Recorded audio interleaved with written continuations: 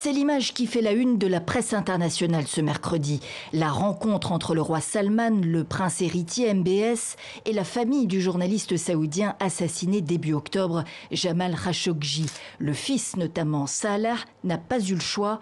On ne refuse pas de serrer la main du roi.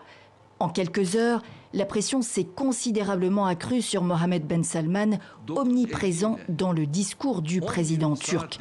Erdogan a évoqué un meurtre politique prémédité sans jamais mentionner directement l'homme fort de Riyad.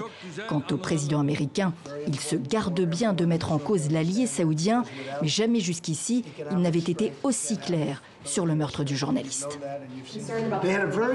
Ils avaient un très mauvais projet à l'origine. Il a été très mal exécuté et l'opération de dissimulation a été l'une des pires de l'histoire.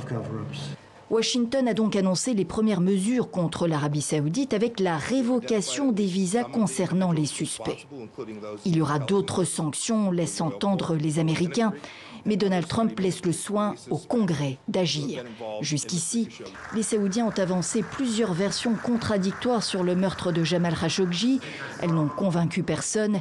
Mais si la chancelière allemande a annoncé suspendre les ventes d'armes, le président français, lui, refuse de répondre à la question.